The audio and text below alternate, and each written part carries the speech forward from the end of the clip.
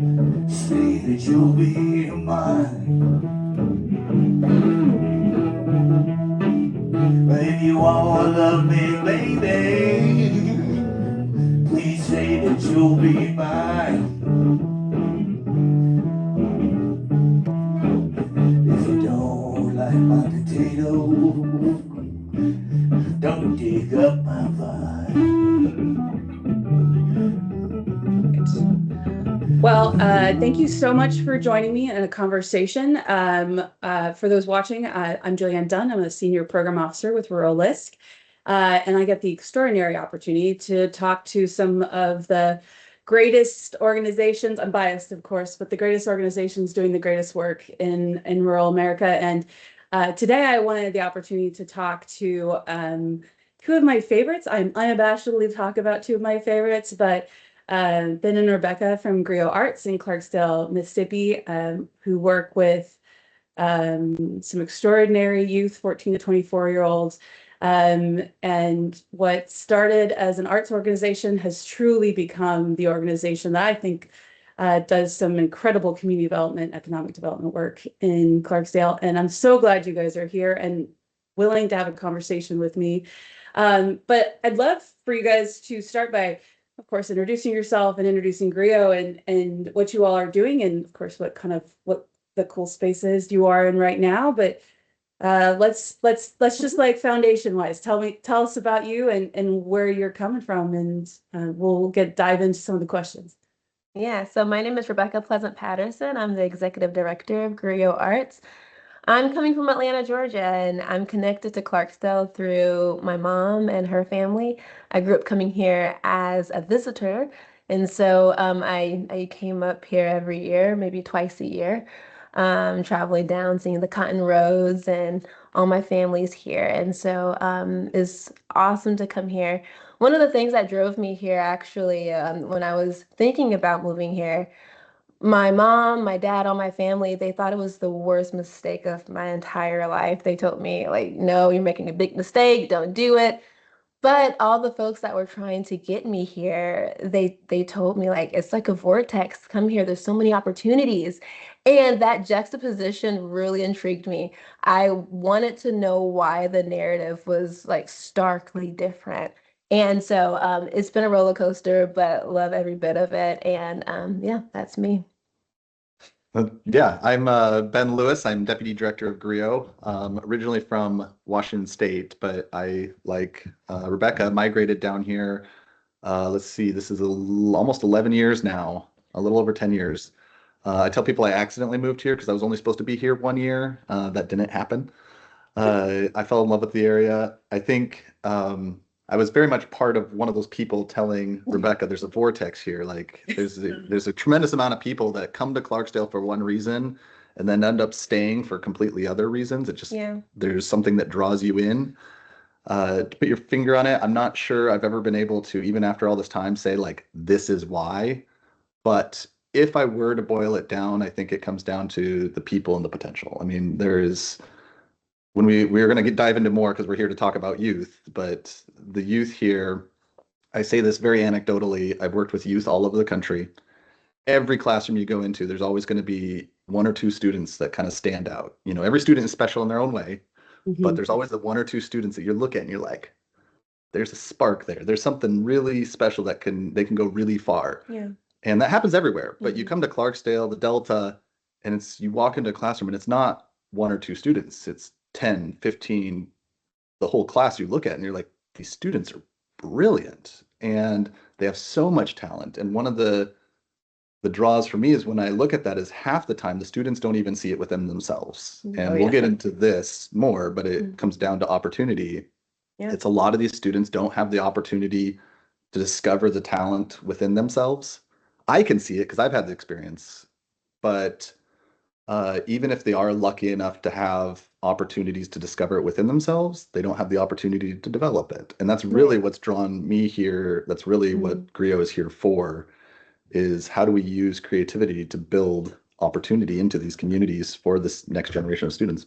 Yeah, I love that you said that because one of the driving forces for me moving here as well, I had I had a set of twin cousins, and they both died. One was 21, 22, both from this area, lived in this area. And every time they would visit me in Atlanta, they'll talk to me about all these great ideas and how they wanted to like open a restaurant and just do all these things, but they were never able to connect the dots.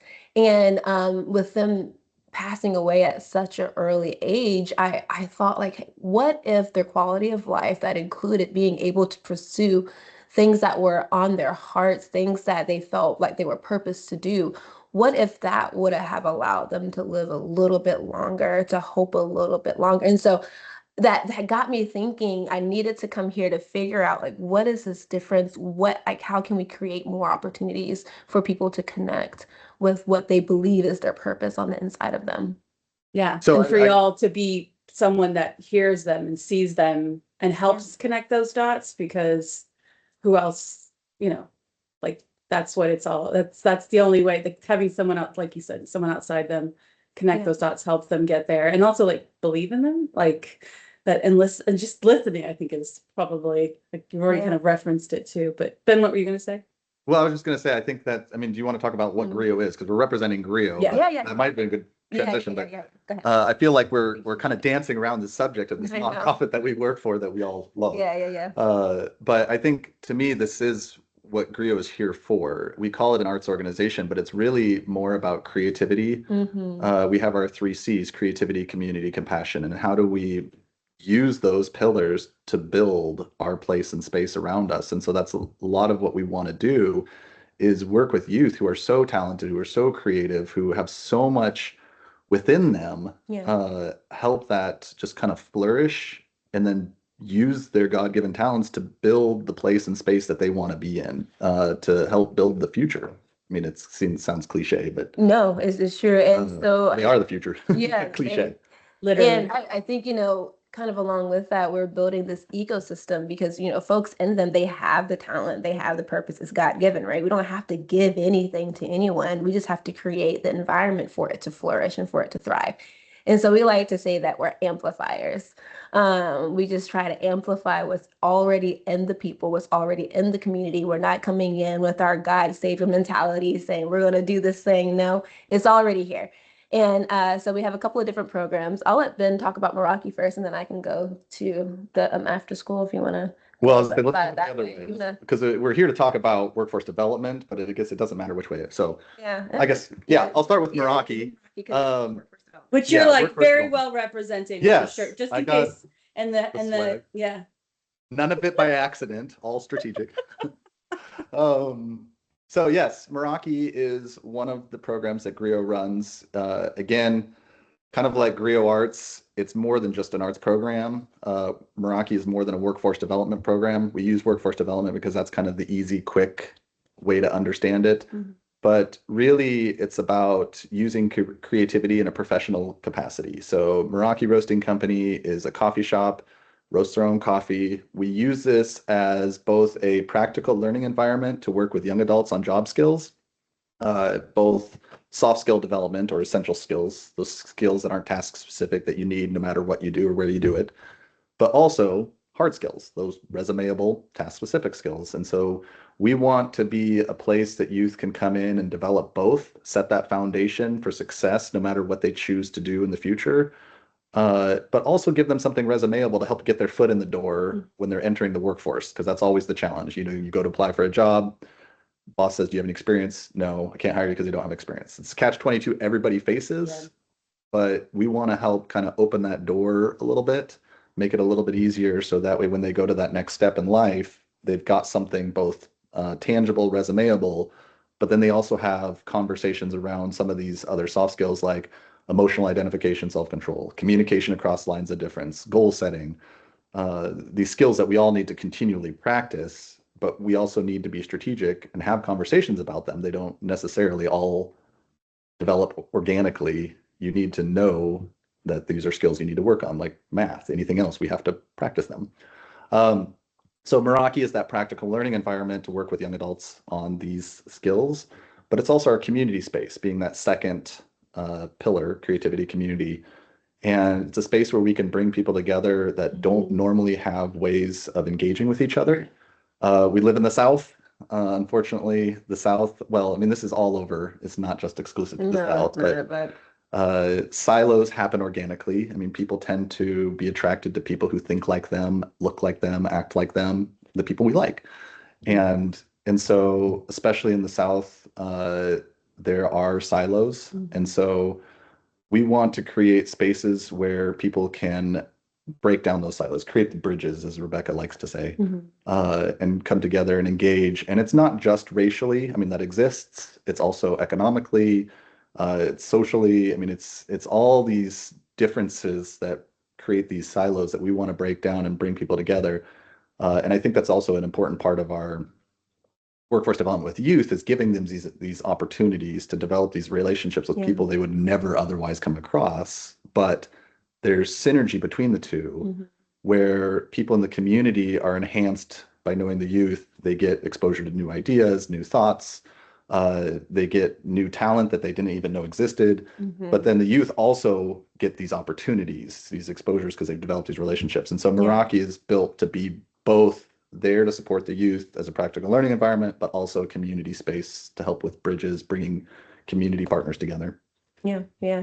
And I think one of the major things to highlight there is that when we're talking about what does it mean to be successful, or what does it mean to have the opportunity, having access to a network of people is a huge opportunity. I know, just thinking about my life and how I saw this as an opportunity to move here rather than a jail or a prison, is just having access to a network of people that were able to allow me to do the same thing and to grow and to pursue something that I felt that I was purposed to do as well. And so having opportunities to be connected to a network of people is something that also every barista have an opportunity to be able to connect to. Absolutely. I think that's a good point. With the after school program, we try to connect all of those things, right? And should we talk about the after school program? I know this is going to be edited, so No, please. I mean, it's all, yeah. I mean, Okay. Griot is all, I mean, that's part of the community. Like, it's not just one thing or the other. It's allowing, I see it as allowing all of your youth to like fully see themselves. Like, that silo is within yourself as well. And so like you allow your youth to explore every little piece of themselves. And I think that's really important. Yeah, so we in our after school program we Which start is second program, Meraki and after school. Okay, yeah. So after school program, we start at the age of 3 and go all the way up to 18. And so right now we do start at the traditional art forms. And so we have dance, we have cooking, we have music, we have theater, we have visual arts. But we like to look at those art forms as just pathways or access points to be able to practice these skills that they will need in the workforce. And so when you think about dance, when you have to go to a dance class, you have to be responsible over your uniform. You have to show up on time. You have to be, you are in control of your own growth based off of how you practice at home or you study and you do that extra work. And so we try to teach those skills at the early age. So then when they do get older, they transition into Meraki if they choose to go in that direction and they have a better pathway. And so, we have about 100 students coming through the doors each week. Yeah. I was gonna say, I think that brings up a really important part of how Griot operates, kind of our theory of change, is we are firm believers in thinking through the future. We've mentioned this pipeline concept multiple times. I mean, it's not a new concept, but we are seeing the ramifications of decisions like today. We're seeing ramifications of decisions that were made 15, 20 years ago. For instance, in our local schools right now, about 15, 20 years ago, somebody made the decision to remove the arts, maybe for a very good reason, but it was a reaction probably to funding, to the amount of requirements. I mean, they're probably good reasons, but the arts were removed from our public education 15, 20 years ago. Last year, Delta State gutted their music program. Now, they removed not everything, but they removed a lot of the music higher education opportunities. And I would say probably because 15, 20 years ago, that's one generation of students moving through are now no longer moving into Delta State's music program. Now, 15, 20 years ago, from now, what's going to happen? What's going to collapse or deteriorate or break down in this next generation coming up, because Delta States made this decision because of this chain reaction before. Right. And I think for us, arts is so pivotal, foundational. It's a linchpin to quality of life, to economic linchpin. development. Yeah. It builds communities. Mhm. It's the glue that brings all these other pieces that we talk about Right. around workforce development, Mhm. around job Mhm. opportunities. Why do Mhm. employers come? Well, they come because people want to be here. There's a workforce here. Well, why do workforces want to live there? Because of a quality of life. There's Mhm. people who are creatively building things and making life better. And if we start to break down these pipelines, it deteriorates this glue that holds communities together. Right. And I think essentially what we are trying to promote is this idea of we have to, what the arts is more than being performative, right? Where it's like there's a big show and it's more than that. It's about the process. And I think if we're talking about a healthy community, a successful community, we have to not only look at the results of that, but how does the community get healthy and focus in on that. And a lot of that has to do with arts in schools, having these opportunities to be able to creatively express yourself and to get involved with something that you feel like your purpose to do. These things is kind of like the ecosystem, the thing that creates the results that we're looking for. But when we become so results oriented, we do things like take the arts out to schools and kind of defund these things that really is part of the process to get what we're ultimately trying to achieve. And so what we're trying to zero in on is like, how do we continue to make this place a place of process, the place where you can be able to get those connections, a place where you can be able to grow, focusing in on that. And so, yeah, there's lots of ways that we do that, but yeah. Yeah, I feel like it's what's interesting is what you're implying too, and I see this in the workforce overall, is that if you're so results oriented, it implies you know what the results are. And like when you remove creative arts of any kind, you remove innovation and imagination, which is not present in pretty much any other type of, everything else is, 1 + 1 = 2, or I want to make a math joke, but I'm not going to. But like it's, but arts allows, you might not be a professional dancer, but you've allowed yourself to express yourself, and you might decide to focus on engineering and think outside the box because you've trained your brain to think creatively. And I think that's when you're talking about 15, 20 years ago, that's what was destroyed when you destroyed the imagination and innovation. And I think it's interesting. You've also referenced the youth and their place in the community. And you've also touched on this a little bit, but I know you have such a high priority on and working with your youth to make them feel like that they not only belong at Griot, but they belong in Mississippi, they belong in Clarksdale, they belong in the larger conversation of where we're going. Could you talk a little bit more about how you do that intentionally? What kind of obstacles have you faced when you've tried to help with that? And you guys have put so much more thought into. It's pretty remarkable how much thought and effort you've put into making sure your youth feel like they have a purpose and that they belong, and that their voice belongs in almost every room. Yeah. It should be in every room, but it's like we can't win 100%. We could try, but tell me. Yeah. Let's talk more about that. Yeah, well, I'll start off with kind of we have to look at ourselves as kind of like the leadership team. We look at ourselves as leaders and driving culture. And so as leaders, the folks that are in our programs, they're looking at us and how we treat each other, how we treat the community members that come in. And so that's very but first step. They're watching us lead, and that's going to set the tone and the culture. Also, noticing and acknowledging that we are all human and we're going to make mistakes. And so that has to be a driving force that, the mistakes that we make is not going to kind of end detrimentally, which is a big fear to growth. If a baby, when they're learning how to walk, if like as soon as they fall, they get beat up. Like they're never going to learn how to walk because they're too afraid to even try. And so a lot of it comes down to how we see community members, how we see the people that are participating in our programs, human first, and then results next. And so those are kind of the driving forces that drive the culture that we are setting in order for those things to kind of bubble up and flourish.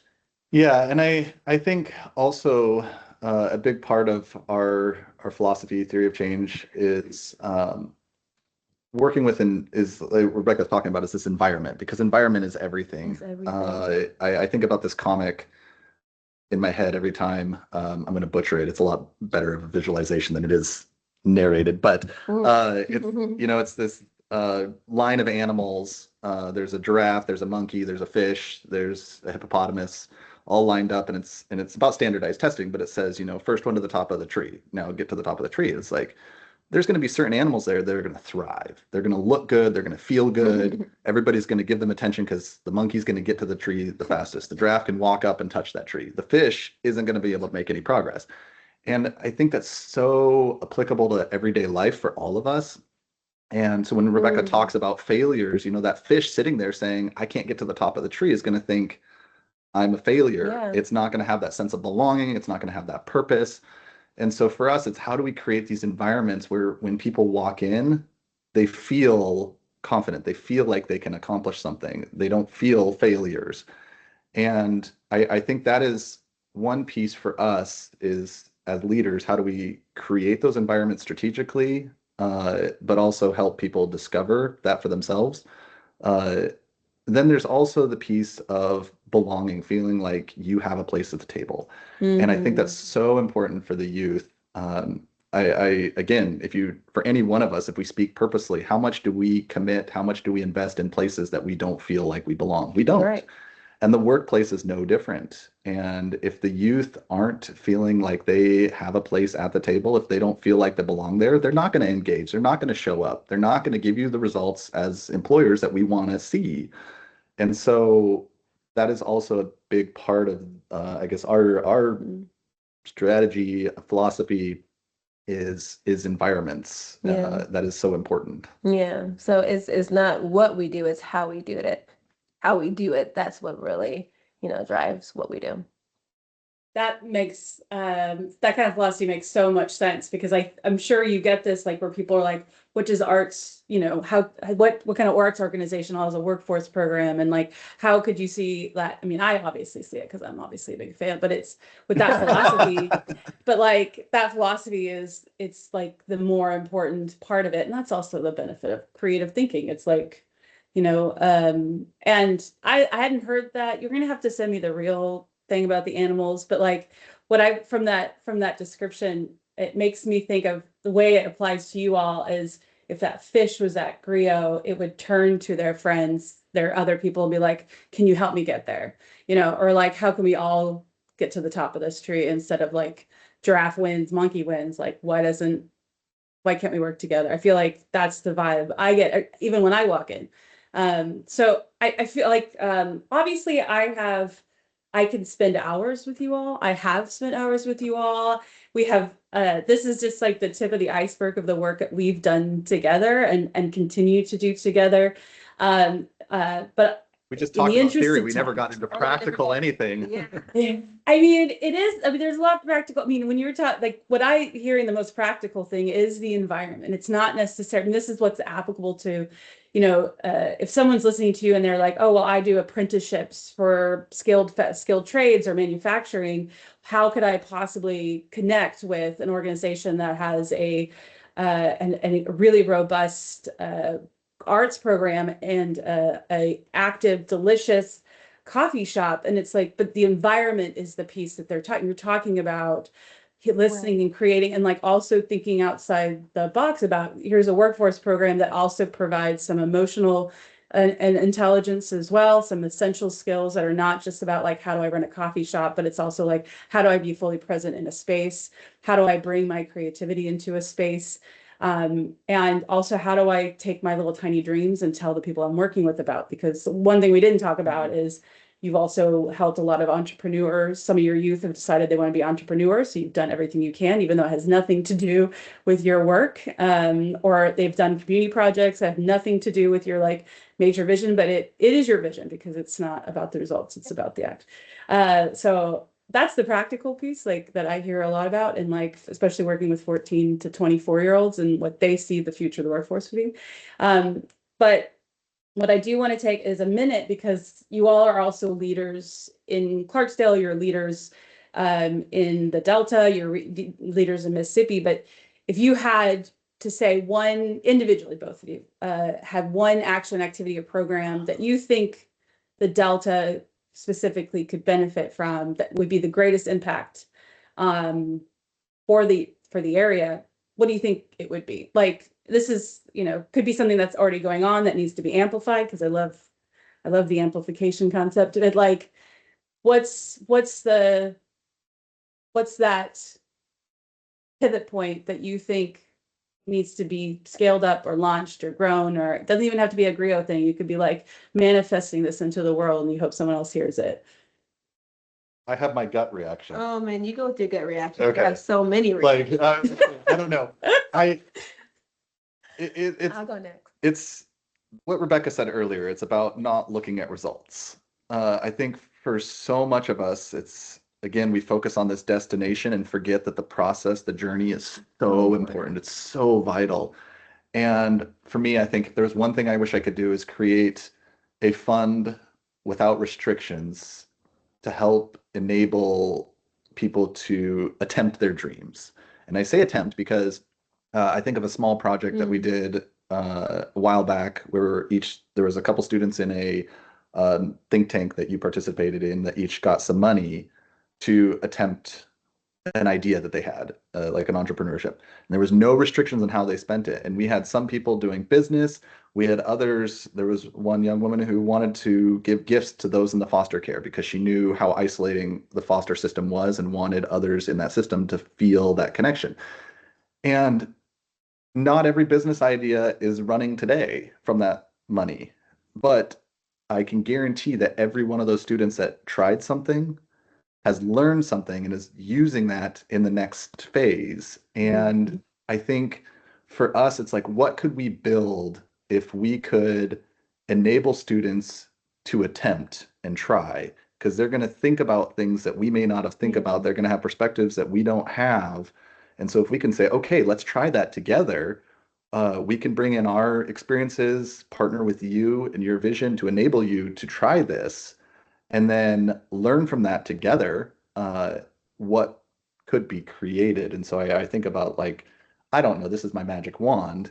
It's, that's not practical, but it could be like, why can't we create funds to help students attempt, try, to make that leap? I mean, one more practical experience is I have a young man right now who wants to go to school, and he has to get $2,000 a year. He's brilliant, he tests off the charts, and he's like, I don't know where I'm going to get that $2,000 a year. So now he's thinking about limiting his future because he can't have access to $2,000. It's like, well, what if we had this fund to say, you know what, do your dream, get that future, and let's see what you can build. And so that's kind of what comes to my mind. But I don't. Yeah. Oh man, that's a good one. That's my magic wand. I would second that. Man, that's a good one. I think, for me, shameless plug, we have a building that was donated to us, and we're currently in the process of thinking through how to renovate that and move all of our operations into that space. But we were approached by someone, and they kind of posed the question, why do we need to do any more? Like, isn't this enough? We're doing great work. Why do we need to take on this big theater and this big building that will allow us 3 floors of work that we can do even more at a larger scale? Why do we need to do that?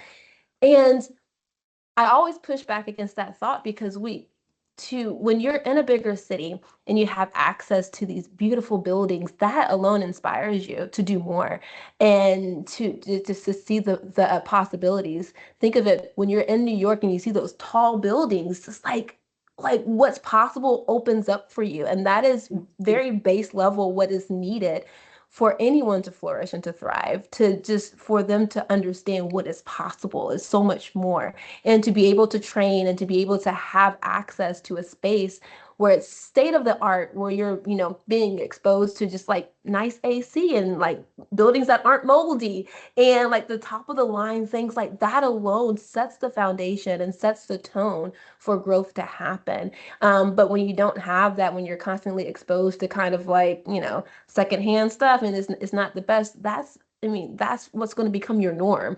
And so if I could wave a magic wand, well, I'll get that developed ASAP right away. That's like Along with the housing. So there's a building Oh. that's right next to that. And Oh yeah, the this McWilliams is building. your, you know, Oh. but I don't know how tall it is, but that will also allow us to put apartments in there and, you know, spaces for young folks to be able to rent out. That's nice. That's not falling apart.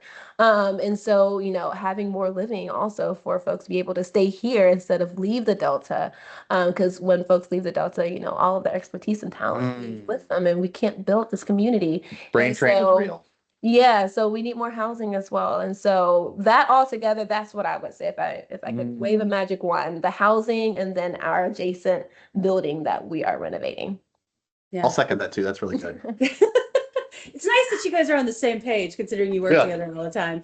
But I obviously could talk to you all forever. This was such a short piece, but it was such a pleasure and to hear more about the work and your approach to working with 14 to 24-year-olds, especially, but with the community at large. And honestly, I think your big, hairy, audacious ideas at the end feel kind of doable too. So maybe someone out there will hear it and be like, you know what, let's do this in Clarksdale, Mississippi.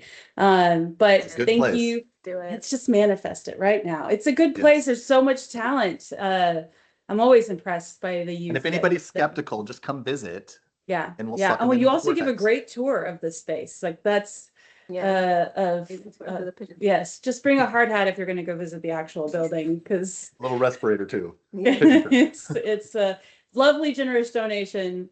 Very needs a lot of development, but It's about thank the you both. process. It's about the Yes, process. about the process. And you know, you might have I know you have a design for it, but knowing you guys will probably tweak it because it's about the process. And as you're doing it, I'm sure you're going to discover new things that need to be done. But thank you so much, you two. I know we will continue our conversation, but if anyone has more questions for you, we'll share all your information. Everyone should be following you guys anyway.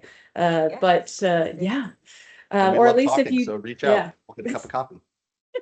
yeah, it's a delightful coffee shop. I've worked there. I've held events there. It's a lovely place. But thank you so much. And if you're watching, hopefully you will reach out to Ben and Rebecca, and we'll stop by sometime. Bye, y'all. Good. Thank you.